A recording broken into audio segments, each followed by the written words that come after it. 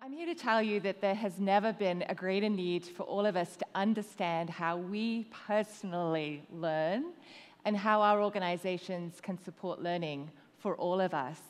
The speed of change in technology, the speed of change in processes, in the way our business work, and you heard some of this morning in the panel discussion, is faster than it has ever been before and slower than it will ever be again, I'm afraid to tell you. But the good news is that there's a lot of great research out there about how the brain works, neuroscience, that's helping us understand how we learn, how we personally learn, and how organizations can support learning. So I'm here to share some of that with you today. And really, by the end of my talk today, I want to inspire you all to go ahead and think about something that maybe you've been wanting to learn, trying to learn for the longest time, and you haven't quite found the right way, and give you some new ideas for how to do that. Sound good? I had a really important lesson in how we learn really early in my career. I was working for BMW in Munich, Germany, and I was teaching businessmen how to speak English. We used to have one-on-one tuition, and I was sent this lovely gentleman called Lothar, and his manager had said to him, you need to take English, you need to be able to survive in this bilingual work world, we need to get your English up. But he wasn't really terribly motivated, and pretty soon I came to realize that he was something that I will affectionately call language proof. He was not able to make some simple connections between words like chocolate to the word chocolate. In our lessons, it was like Groundhog Day. We just kept having the same lesson over and over again. And in the end, it was like a bad date. He'd stopped calling me, and the lessons just petered out. 3 months later, I got a call from the training manager at BMW to say that Lothar had been given a new assignment. He was moving to Spartanburg, South Carolina, and he had obviously now really needed to get his English up, and he had said that he wanted to reconnect with me because I was the only one he'd ever learned anything from, which was horrifying to even hear that. So I showed up somewhat with a heavy heart with I got all my beginner's business English books out again and showed up at his office. And he proceeded to speak to me in what I can only describe as relatively fluent English. He had this big smile on his face. He was all engaged. I was shocked. Turns out he had got himself the Lingorama tapes he'd been learning. He'd kind of been rote learning. It was a very curious, when you really listened hard, it was like listening to a robot, but he was functioning. He was repeating all these phrases to me, and he found his groove. Because he was going to be applying his learning in 3 months to a group of BMW engineers in a big factory, the relevance of his learning had skyrocketed, as had his competence.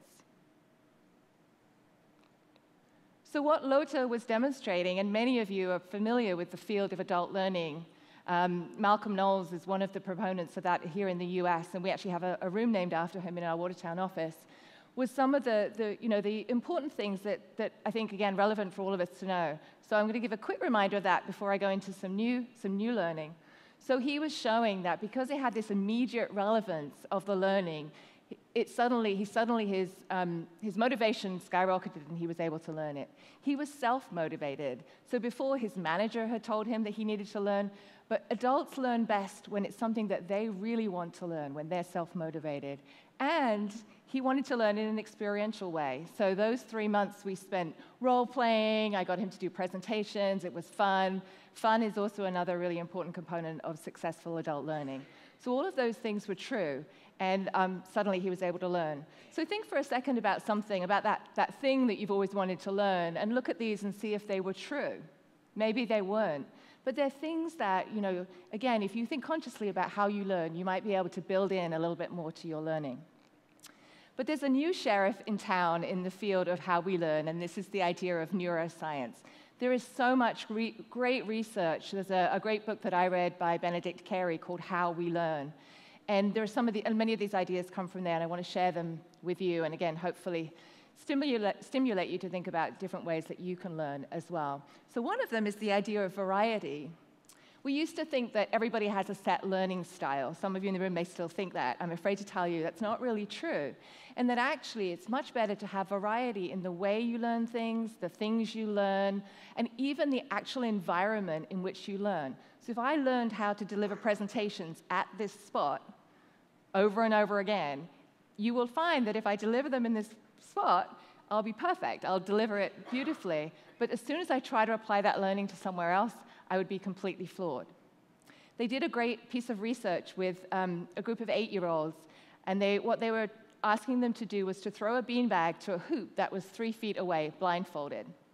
And they divided them into 2 groups, and one of the groups threw the beanbag to the 3 feet hoop over and over again. So they were practicing throwing it to the 3 feet hoop. That's the first group. The second group, instead of throwing it at all to a 3 feet hoop, threw it to a 2 feet hoop and then a 4 feet hoop, so alternating between those 2 things. Which of the groups do you think, once they actually got them to test against the 3 feet hoop, so they brought them all back together and got them to test against the 3 feet hoop, which of them do you think was most successful, the first group or the second group? Clearly, you're a good audience. You're learning fast. That second group, because they developed the agility to actually sense distances.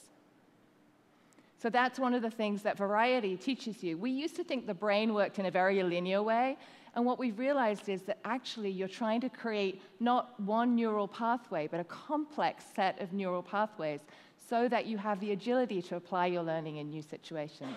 The second thing I want to talk about is spacing. Spacing means that it's better to give as much time as you can for the learning. Many of you, okay, how many people in the room are last-minute crammers? Here's the thing about last-minute cramming. It does help your it can work for the short-term memory, but it doesn't work for long-term learning. So the earlier you can begin doing something and the more sleeps you can have before the thing that you need to be able to do successfully, the better. Sleep has this uncanny way of allowing us to take the information and reorganize it. So when you're getting really stuck on something, see if you can give yourself an overnight, and the brain does some amazing things overnight. The third one's a little controversial. This is the idea of distraction. So when you've been working for 45 minutes and you find yourself wanting to check Facebook or go social media, Twitter, whatever it is, it's actually a very natural process for helping the brain work. They did some really great experiments with people with problem solving. And they said that, particularly if you get stuck in a problem, it's really helpful to move completely out of the environment, whether it's go for a walk, do something else, have a cup of tea. That's what I would certainly do. And that distraction, again, lets the brain in the background reorder the information in a new way, and it can really help you move forward. So I'm here to tell you, try to incorporate distraction into your learning. It will allow you new perspectives. Those kinds of things really help you learn things in new ways. And the final one is this idea of failing early. So of course, I'm here to be a guinea pig on these techniques. So I decided to use this for preparing for this presentation. So normally I would spend the majority of my time getting ready and then right at the end do a run-through. And I decided to do a run-through on my own, I have to say. I was a very sympathetic audience, but I decided to do a run-through much earlier than I normally would. And what that allowed me to do, the failure, allowed me to recognize what the mental mailboxes are that I needed to slot the information into. So one of the ways we're starting to apply this in learning, in teaching, is to actually pre-testing, but again, not in a threatening way, but just like, here's what we're going to be covering today. What do you know? And again, it allows the brain to create those mental mailboxes. So hopefully that's interesting information for all of you. So why does this matter? We saw this slide already this morning, and great news for learning and development professionals, that one of the second characteristics of a dream company is that my organization provides me with opportunities to learn and grow in my career. So all of us need to care about learning, about how we learn. And also, and Lucy mentioned this as well this morning, there's some really great research into this idea of lifelong learning. A gentleman called Paul Nussbaum, the University of Pittsburgh, revokes the view that mental decline as we age is automatic, which is a really wonderful thing to hear. Instead, he says it's entirely possible to grow new brain cells as you age if you give yourself the stimulation of challenges. And they've even shown that learning, different learning, whether it's learning how to ride a bike or learning to do road races, whether it's learning from reverse mentoring, as you see in this second picture, can even contribute to preventing neurodegenerative diseases in later life, so things like Alzheimer's. And it used to be the case that maybe our executives in their later years were going on cruise control, and I think that all of us really need to continue to commit to learning, to providing learning opportunities for everyone at every stage in their career, and all of us take the responsibility for continuing to learn, because it's going to make you happier and healthier. So I've given you some suggestions on how you learn and why it's so important, and now I want to talk a little bit about the future of learning from a technology standpoint. This is where I get all excited. The nerd in me comes out for sure. So one of the big trends in learning and learning in organizations is a switch from what we used to consider a push approach to learning. So I'm here as a learning professional to push learning to you. And now we're really seeing a shift to the pull approach, where we're saying, where individuals are looking for information. And my job as a learning professional is to be more of a curator as opposed to a creator. So I'm helping doing the knowledge management to get the information ready for you. But particularly our millennials are so used to pulling the information that we need to just create those pathways for them to do that. Actually, some would argue this isn't a new idea at all. If you think about it, universities and schools are a relatively new invention. We've got a long forager past of looking for information, looking for skills, for food, for shelter, all of those things. So it really is taking us back to our roots. So recently, I was trying to change the battery in my Mazda 5 key fob. It was inordinately difficult. I don't know if any of you have ever tried to do this recently. And so I was trying to find out how to do it. How do you think I went about finding that information? Absolutely. And it worked beautifully. I got the learning I need. I found out exactly the screwdriver that I needed. I found out the battery that I needed. Did I learn that skill for life? Absolutely not. Although I've seen this slide a few times, so I might be able to tell you what the battery number is. But now I know where to find the information in the future. And this is also an important distinction we're making in the learning function about what information you need to be able to find again, to re-find, and what information you need to learn. So we're, again, as learning functions, we're thinking more about what information do I just need to make available to the employee at their fingertips, whether it's procedures, whether it's history, all of those things. And those are things that we're now putting in help functions, that we're putting documents for. So we're no longer spending that time trying to teach those skills. But does that mean that the role of the learning professional, the role of the facilitator is over? Absolutely not. There's some great research. A gentleman called Jeff Colvin, who wrote a book called Humans Are Underrated, which is a really excellent read. And he talks about the things that he believes computers will never, at least in the next 100 years or so, be able to do as well as humans. And these are the things we should be learning, like fully learning in our organizations. Things like leadership, connections, empathy, problem solving. And those are the things that when you have those precious opportunities to be together in a room with someone, which are becoming, I think, more and more precious, that I'm going to encourage you to take advantage of, and if you're in learning professions, to continue to teach, fully teach, so that people fully learn them and create those really complex neural pathways I've been talking about. I just wanted to share this. I think there may be someone from Microsoft in the room. This is, there's a lot of new technology in this regard. When you talk about that refinding, this is Microsoft HoloLens, and the glasses allow you to superimpose. It's called mixed reality. So you still see reality, so you're not completely, you're not tripping, which is actually key to this. But you see superimposed on the glasses, you see information that you may need. So they're saying there's huge application for this in our work world where, it could be, for example, documentations, procedures that you would see on glasses. I've seen other examples where the glasses are here. So I think it's a really exciting technology for us, again, when we think about learning and the refinding concept that I just discussed. So I mentioned microlearning. I see that, again, when we think about how employees learn, those smaller bites, that just-in-time learning is going to be critical. Mobile learning. How many of you are using mobile learning, so learning things on your phone at work as opposed to YouTube? Not so many yet. They are saying that this is going to really be huge in the next few years. The smartphone is the most powerful learning tool that I've ever had available to me as a learning professional.